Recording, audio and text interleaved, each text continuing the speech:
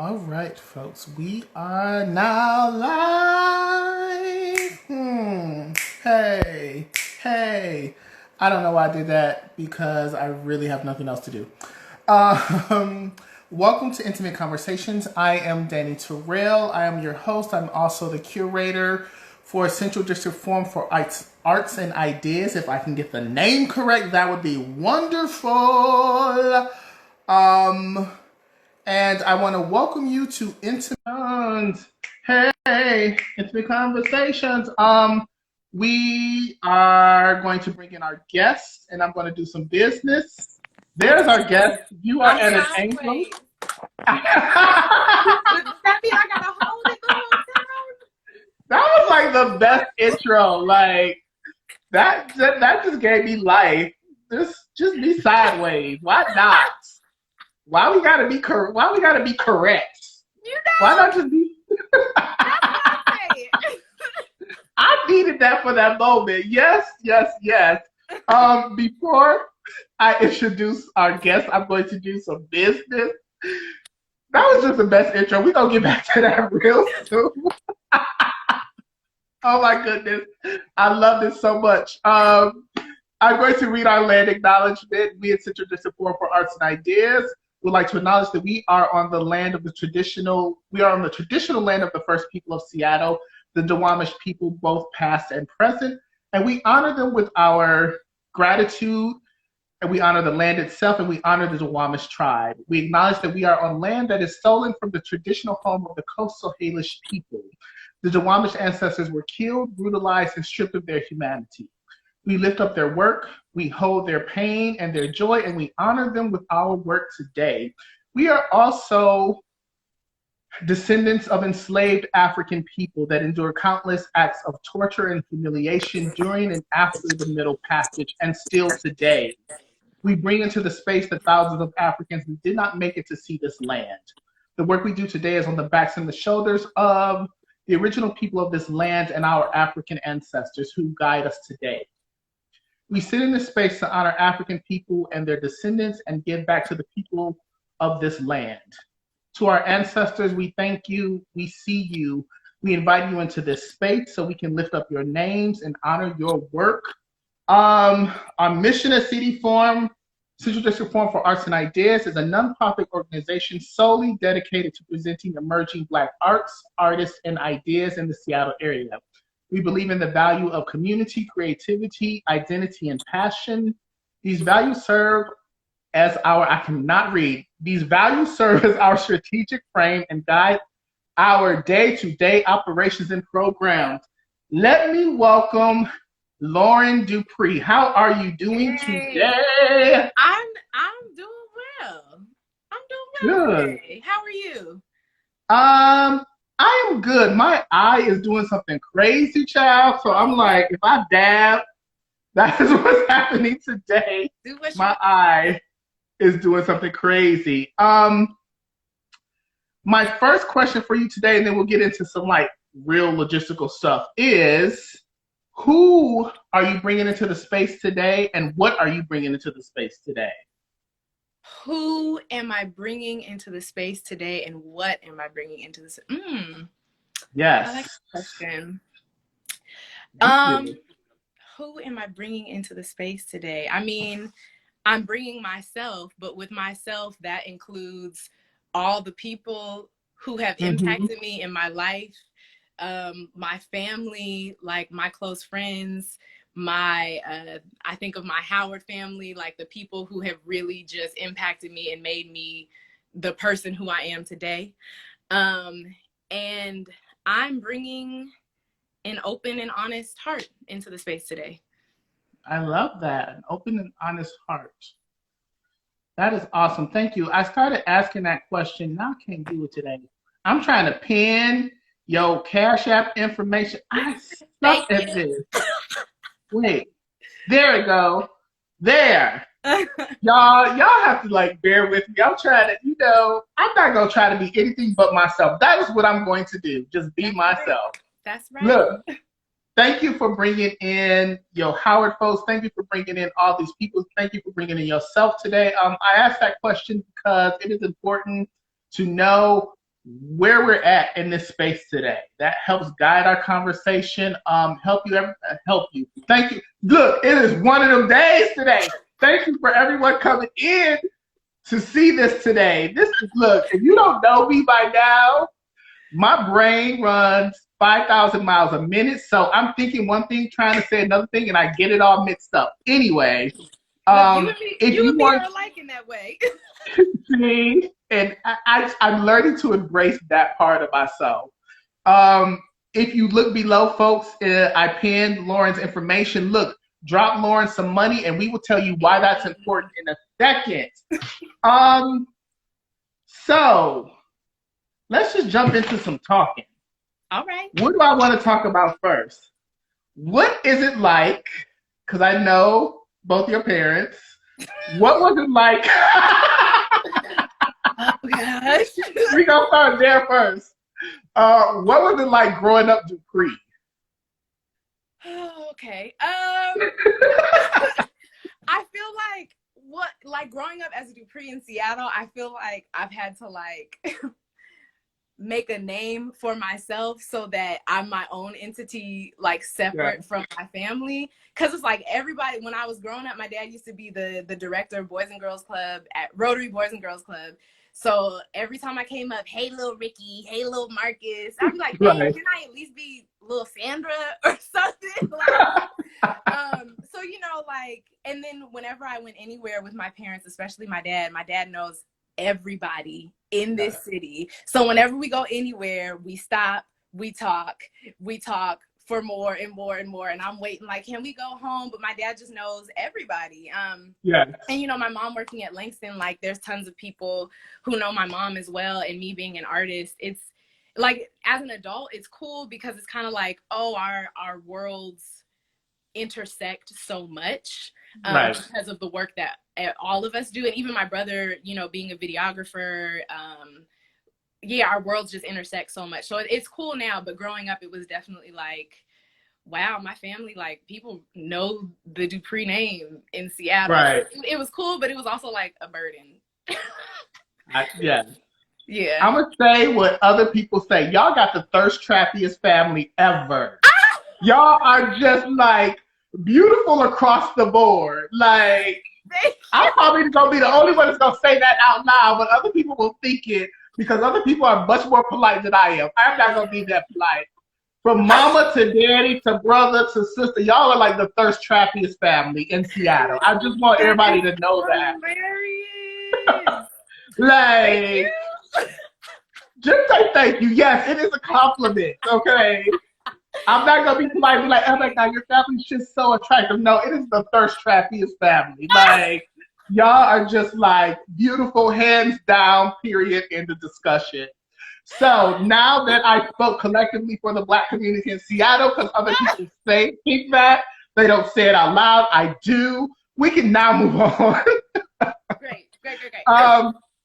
Yes, you all are also like some of the nicest people that I've ever come across. I haven't officially met your brother, but your parents and yourself, y'all are just nice. Like, where does that come from?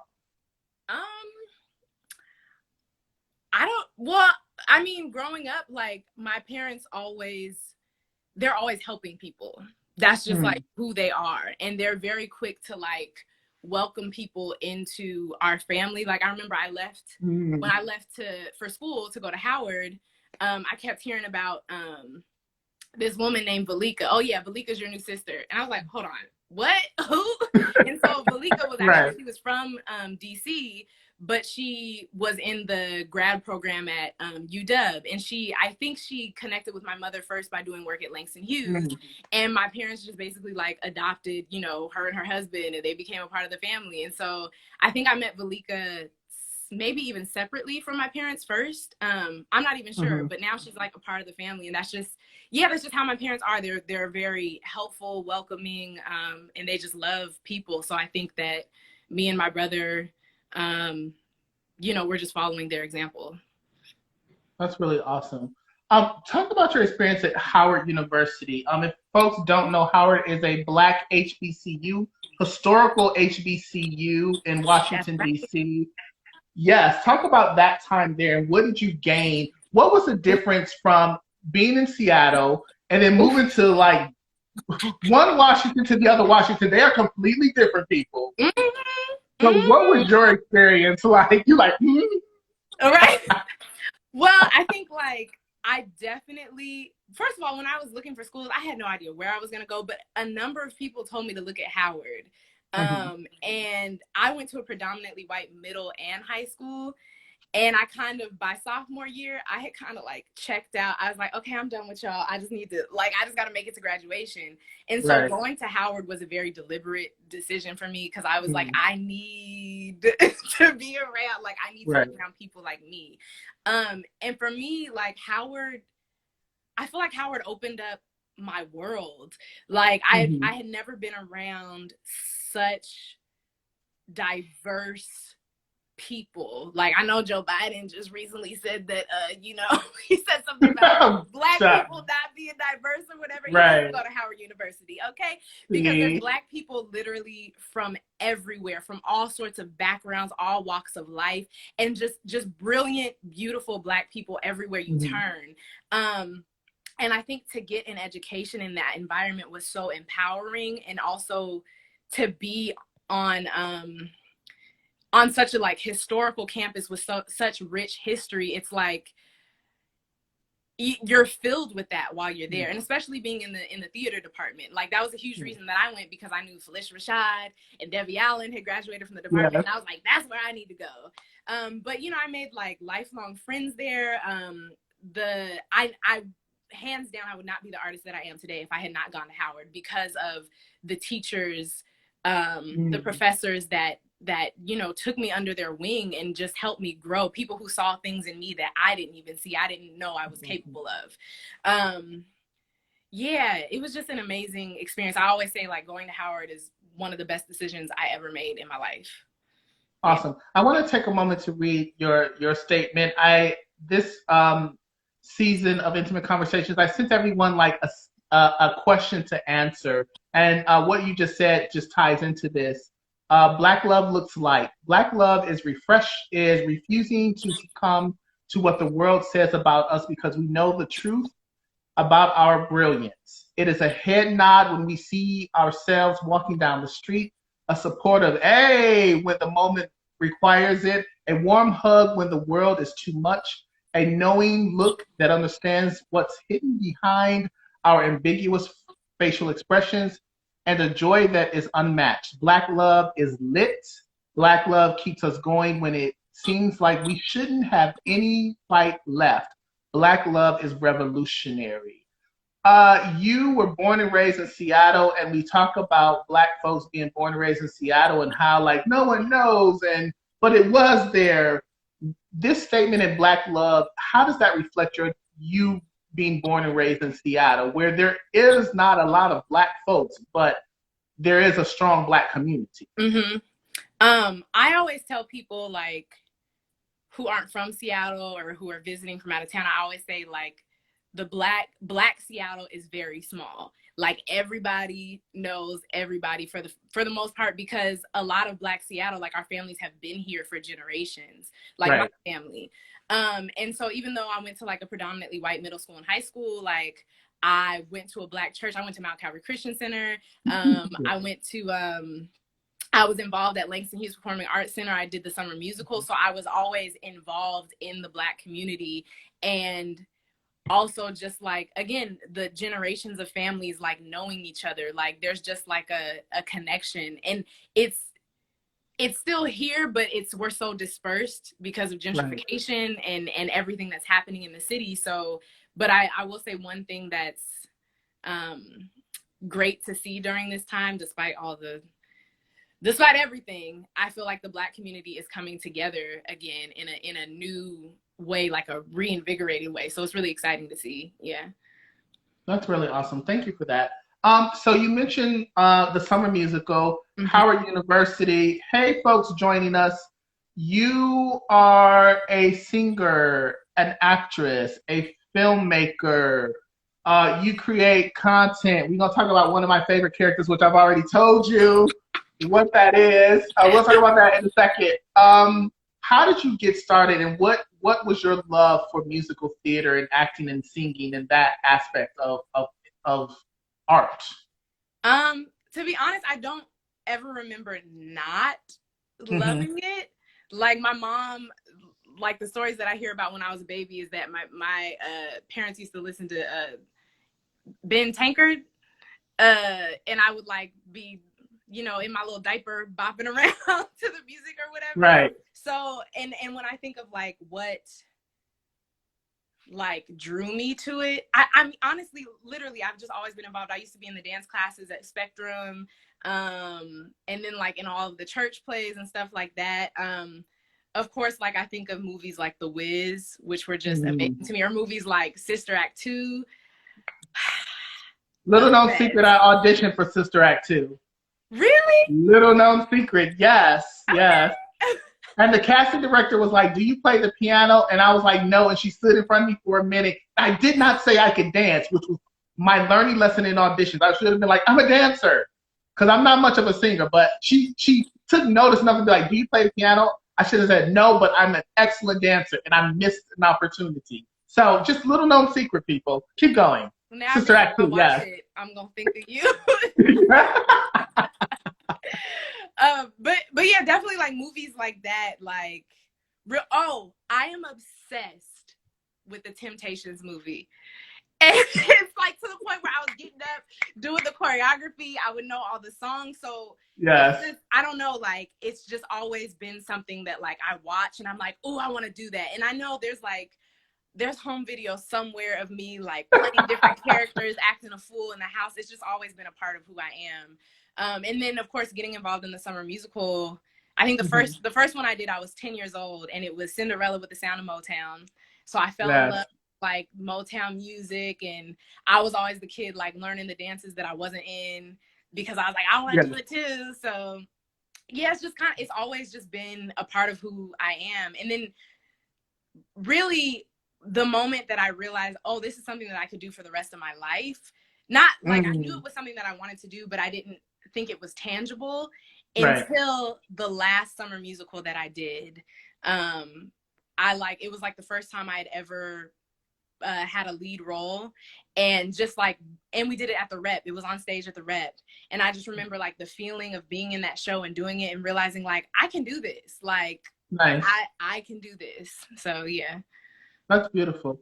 You was it last year or year before last? You did a one-woman show at Langston Hughes Performing Arts Institute, Just Du Pree. Yeah, last year.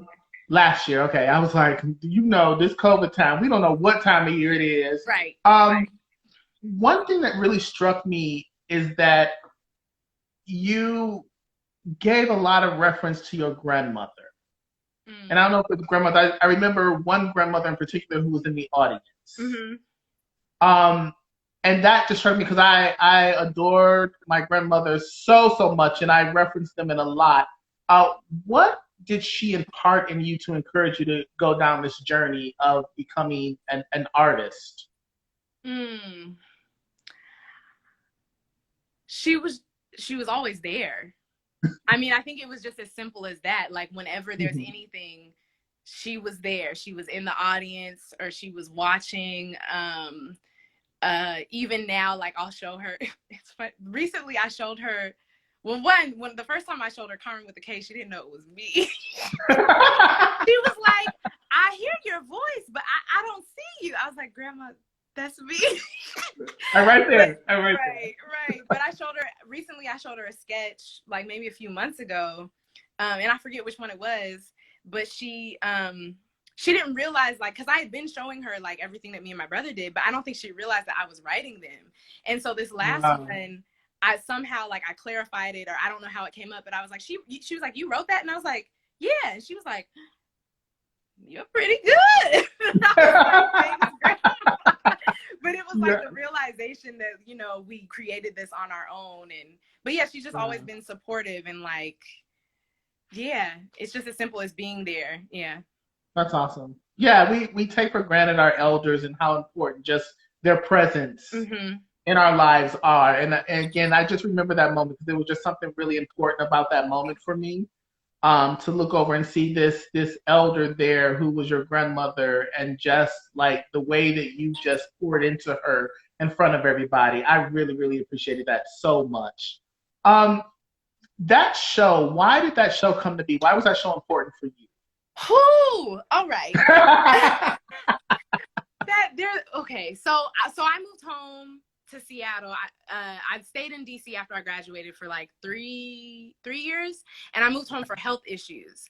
And when I moved home, I knew that I wanted to create my own work, but I didn't know how or what.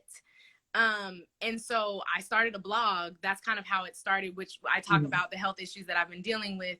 And the show, I applied in 2017. Sharon Williams kept like pressuring me, being like, you gotta do it. And so I applied for a grant in 2017 for a show. I didn't really know what I wanted to do. I was just trying to make something up for the grant. Didn't get it. And I kind of just abandoned the idea. It was still there, but I wasn't putting any work towards it. And so then in the end of 2018, I did The Color Purple in Portland at Portland Center Stage. And it was a very interesting experience. And I think just after that experience, there were also some people who kind of like fed into me during that experience, basically encouraging me to like step out and do my own thing. And I think it was so important to me because it was something that I knew I could do, but there were just so many doubts and outside factors that were stopping me from just following through. And so I remember I got back from doing The Color Purple, and I just started working on the show, and I assembled a team, and I set a date because I was like, that's the only way that I'm going to do it. If there's a deadline, if I make an announcement, if tickets are sold, I have to come through something. You have to do it. Right. And I think what took me so long was I was still finding my voice.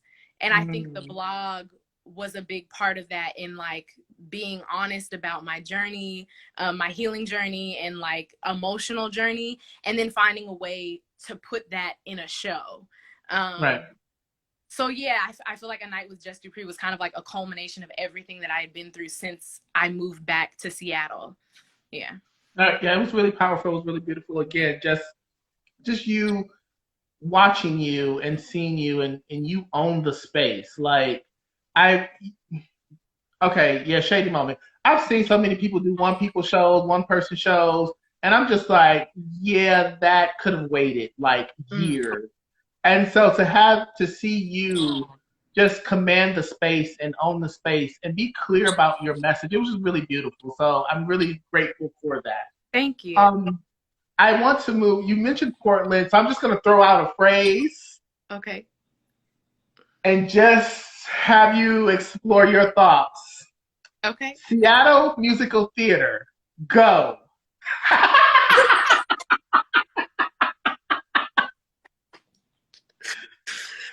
I'm so mad at you right now. Yes. Look, this intimate conversation is not about a script. I'm just like, okay, what can I say to this person? Lauren Du Pree, let's talk about Seattle Musical Theater. Safe. As much as you want to. Okay. Am I just shouting out words, or am I just saying whatever I want to say? However you want it to be. Okay. It's your show right now. Okay. I would say the first word that comes to my mind is safe. And you know, okay, we being real, whatever. Predictable. I know what you mean about safe. Yeah. I know what you mean about safe. Yeah. Safe and predictable. I don't really think I need to say anything else, to be honest. I think that's like that package. Yes. Safe and predictable. I think, you know, honestly, that's a lot. Just the Seattle art scene in general is very safe and very predictable. And so those of us that are in this art scene, we just go, oh, okay. Yeah. I like that. Safe and predictable. I will say. Next subject. Wait, go ahead. Well, I will say I saw a reading of a show at ACT called Chili Finger. And I think it was going to be in this next season. I don't know if that was, ooh, am I saying stuff I'm not supposed to say? I don't know.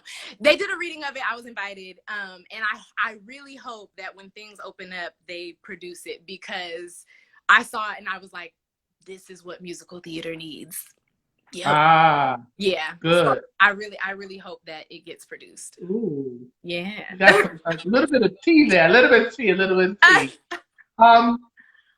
Because of scheduling conflicts, I was not able to see this, but you were one of the leads in one of my all-time favorite musicals ever, Dreamgirls. Yes. What I have some thoughts about things that I heard, but what was your experience with that? And if the cast was lit, the cast was like fire. So, who? That was my second time doing Dreamgirls. The first time I was in the ensemble and I was Dina's understudy, and this time I was Dina. I will say what it was. Hard. It's a freaking hard show. It's a hard show. And I thought I knew because I had done it before, but I didn't really know. I did not really know. But I think it was really an amazing experience. We talked about it a little bit. We did a conversation with Village Theater, like what it's like to be Black women in theater. And we kind of talked about some of like the issues we had during the process. But I think overall, the fun that we had and like just the being able to do that show with each other was just such a moment. Like every time I see the memories come up on like Facebook and Instagram, I'm like, oh. Like, you know, it was really an amazing experience it was an amazing experience.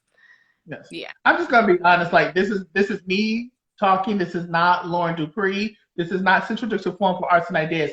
I think when I saw who the choreographer was, I was disappointed. Not in the person's work and not in the person, but the fact that it's like at that point in time, you had at least 15 Black choreographers who could have been hired to do that. And so again, it's just like, well, you know, making progress, but it is a Black show. Like, let's call it what it is. And so to have it was a person of color. And again, it's not of the person's work. I think it has nothing to do personally with that. I think, again, it's just like, it was such a misdirection and a misstep. And I know you had choreographers that were in the cast that are phenomenal choreographers in the cast that could have choreographed that show. So I think, like, again, thinking about like those things of people talking about equity, diversity, and inclusion, like huge misstep. Like you couldn't reach out to the ton of Black folks that's doing choreography to pick one. So that's just, you know, my little soapbox moment. Again, I don't want people to think I'm shading the choreographer. It is not about that at all. It's the process in which when you have a handful of Black people and you pick none, like that is the issue. But anyway. Well, we talked about that in the happy hour with the we talked about that because it's like people do these Black shows and they put Black faces on the stage, but it's like there's no Black people on the artistic team. Y'all don't know how to do our hair. You don't know how to do our costumes. There's stuff that we understand about the script that you don't understand, and we're having to explain to you like what sense does that make? And so for Dreamgirls, we had one Black person on the artistic team who was the assistant director. And the first time I did Dreamgirls, it was the same thing. They got a Black artistic director. And that's usually like the go-to, like, oh, we have a Black show, but I want to direct it. Oh, but I'll get this Black, not artistic director, associate director. Did I say that? What did I say? Assistant director. Yes. Yeah, but it's like they'll get an assistant director or associate director. So it's like, oh, well, we have someone, you know, on the team, but they're not the one calling the shots, you know, at the end. Exactly. And it really just does it just makes a huge difference when you have that knowledge and that insight behind the scenes, not just on the stage. It changes the whole process and the show. Exactly. And that's, you know, with anything, like if you have a show that's predominantly an API cast, get folks in those major positions that's not on stage to be a part of that show within the API community. Yeah, I agree 100%. I wanted to talk about Untitled, a quarantine playlist that premiered in June for the We Out Here Festival. Yes. Your parents were in it. You created this world. And what was that world about? Who?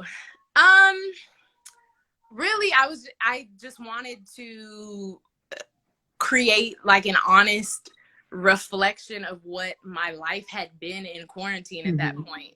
And the reason why I did it the way that I did, you know, when all of this started, everyone started going online, doing all these things. And I think it's great that people are able to share their work in a different way now, but it was also overwhelming for me. And for me, I was like, I was asked to do a concert. Michael asked me to do a concert, and I was like, I'm going to shoot a movie musical by myself in quarantine. But the reason why I did that is because I was like, I can't stand in front of the camera and sing. Like, for me, it was just like, what's the point? Like, what's the story that I'm trying to tell, or what's the message that I'm trying to send? And I was definitely impacted.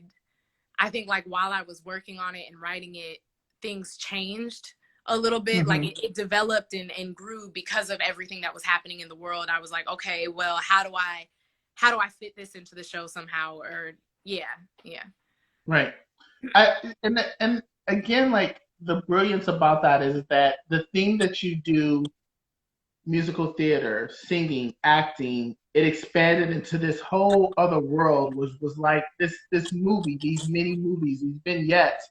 And I like what you said. I think a lot of times, like during this time, people were like, I must do the same thing that I've done to stay. And it's just like, how can you push yourself as an artist? Or, you know, how can you rethink what it is that you're doing? Because it has changed dramatically. Right. And so really appreciating that, and appreciating your work inside of that. Okay, so I already sent you an email about this. I love, just sing. Well, I got a preference in. Just, I already sent you an email. I was like, look, people, the beautiful thing about this being my show, I'm just like, just sing. And this is why nothing moves me more than live singing. Like, nothing, seriously, like nothing moves me. And I love hearing people just sing. And so it is your song of choice. You can go for like, okay, longer than 10 seconds, because that's going to be quick. It's going to be like, oh, okay, I'm done. There, you got it. So at least 30 seconds. At least give us 30 seconds of something. Okay. Well, okay. Now I'm like, what do I want to see? Because you did email me, so I okay, and I feel like I always sing the same things, but whatever. I like these songs, so I'm gonna sing it. Okay, I sang this in my the quarantine playlist or whatever. Okay, I hope I remember the words. Come with me, and you'll be in a world of pure imagination. What you'll see will defy explanation. There is no life I know to compare with pure imagination. Living there, you'll be freed if you truly wish to be. So again, if you want to Cash App Lauren Du Pree or Venmo, look at the pinned comments. I'm going to say you need to do it. This is why we post it. Artists need to get paid. You know, I asked Lauren to sing, and it's not paying because Lauren sings, because Lauren is a talent that's still out here creating content and thinking about ideas. And you will, yes, soul child, yes, beautiful, yes, exactly, yes. Thank you. I'm just saying, just making sure that artists are taken care of. So when it is time for Lauren to produce the next thing, she's not worried about money, how to get that. So, you know, drop down, look at those, and just send her a little something. You know, little something. $100, $200, $3,000, a little something. You know. I'm just saying, you know, you can do that. So let's talk about this. Give her all the roses. I agree. Yes. Let's talk about one of my favorite people in the world, Carmen with a K. You know, Carmen with a K can come. Maybe we gotta bring Carmen with a K back on. I was gonna ask, but I was like, I'll put it with the thinking. Okay, can I talk to Carmen with a K for a minute? Just for a second. Are you serious right now? I'm serious. Hold on, let me find my wig. Yeah. Wait, where's she at? Where's she at? Hold on. I'm waiting. I'm so waiting. y'all have no idea. Like, this is so much fun right now. If y'all don't know who Carmen with the K is, y'all gonna find out who Carmen with the K is. Uh-oh, what happened? She coming back.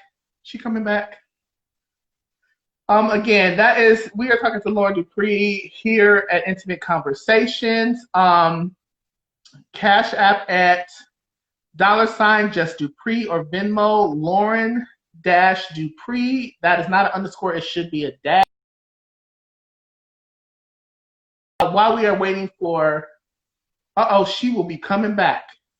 She'll be coming back. While we are waiting for Lauren to come back, just to let you all know that November 20th through the 22nd, we will be having, what will we be having? We will be having Showing Out coming back November 20th to the 22nd, 2020. I will let you know if that. Hi. Up and Lauren told me to come on.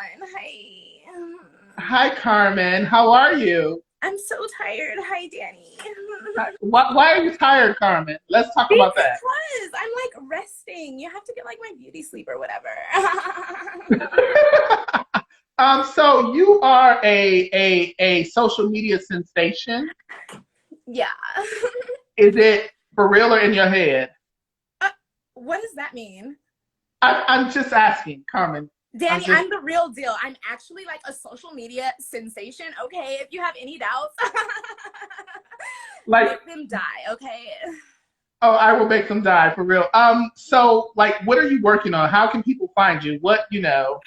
Well, most of the things I do go on like Lauren's Instagram.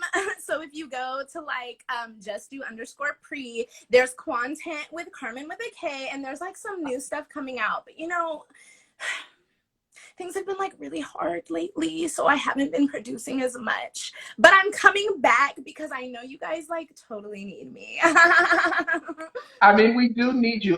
Can you give us an idea of what you're coming back with, Carmen, with a K? Well, if you look at the last commercial, it was for what was it? Oh, right, the Instagram model filter. Yeah.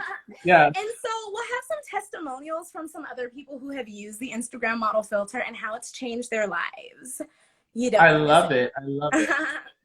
And I saw like a video that you did of like behind the scenes, and you had some tea going on, and it was not like doing you well. Have you recovered from that?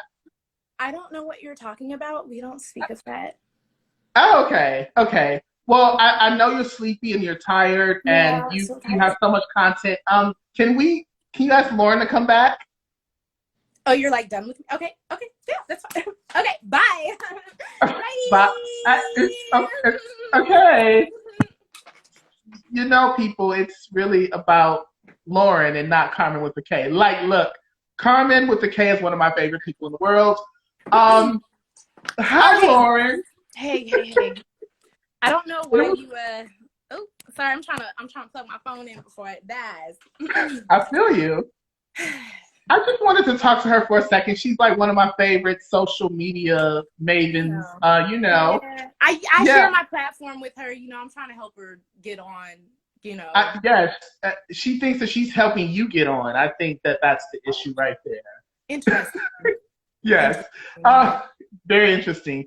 What made you come up with Carmen with a K? Like, I could just watch it all day. Like, for real, watch it all day.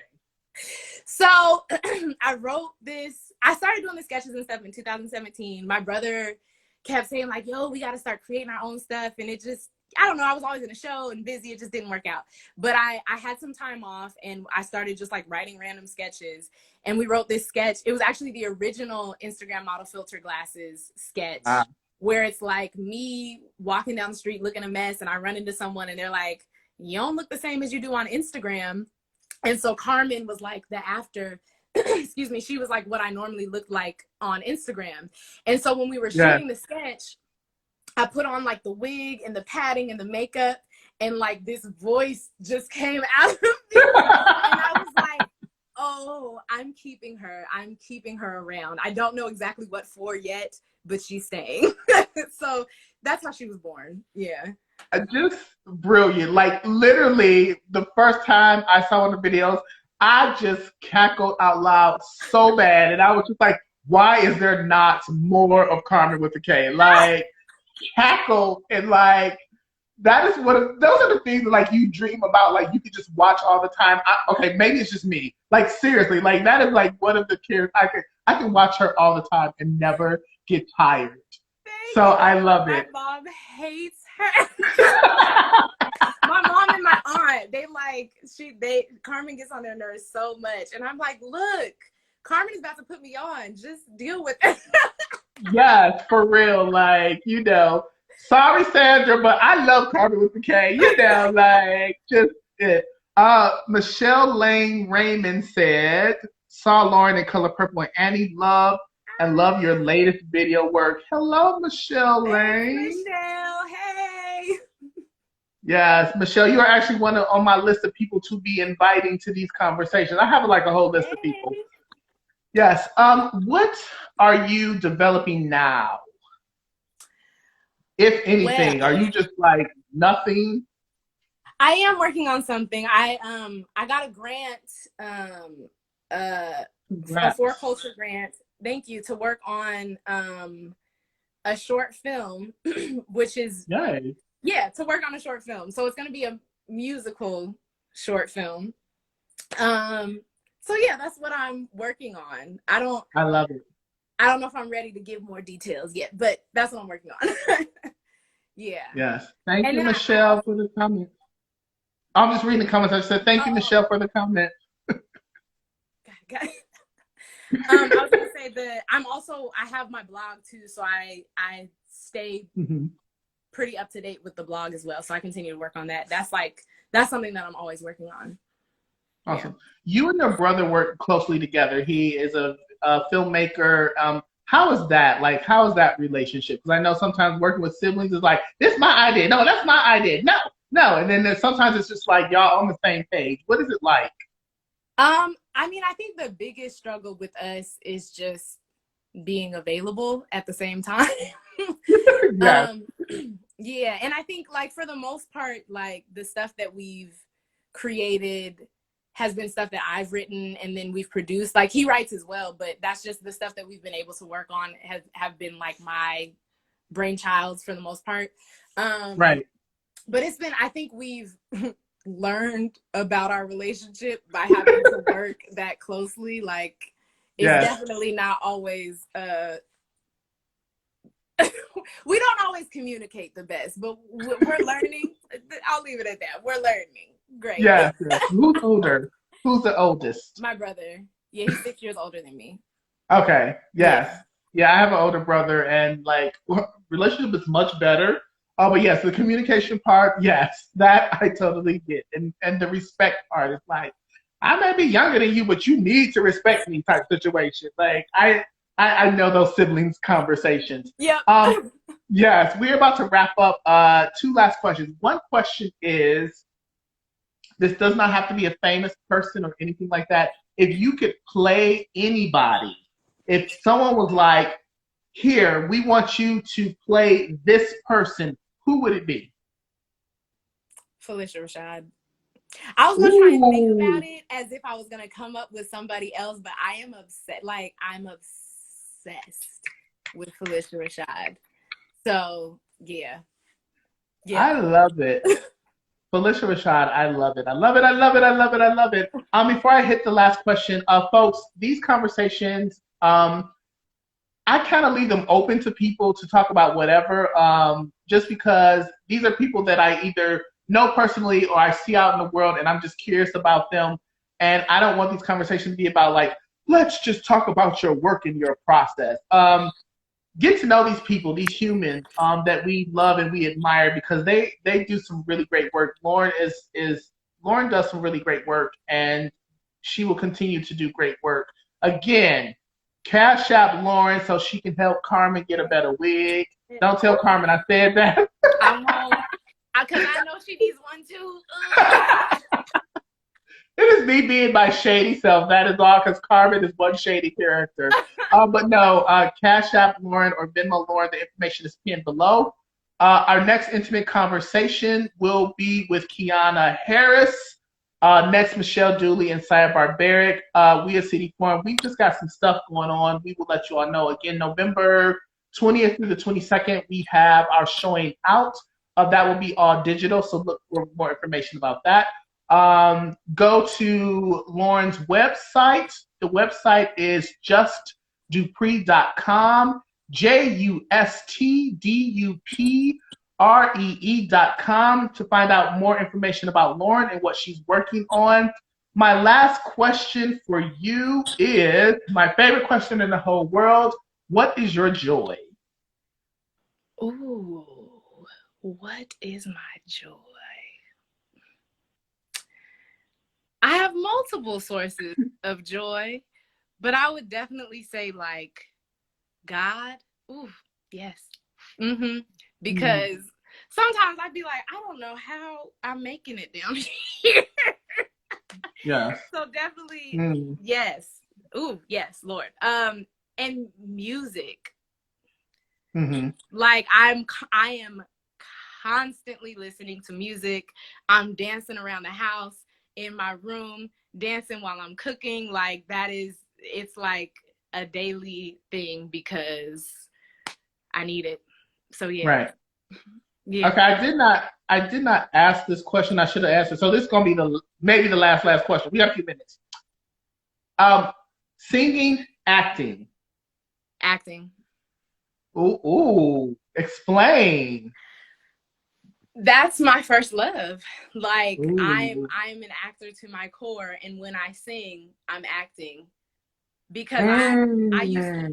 I mean, like, yeah, singing has never come naturally to me. Like I've always been like very afraid of singing and afraid of my voice, but the way that I get through it is connecting to the character and telling the story.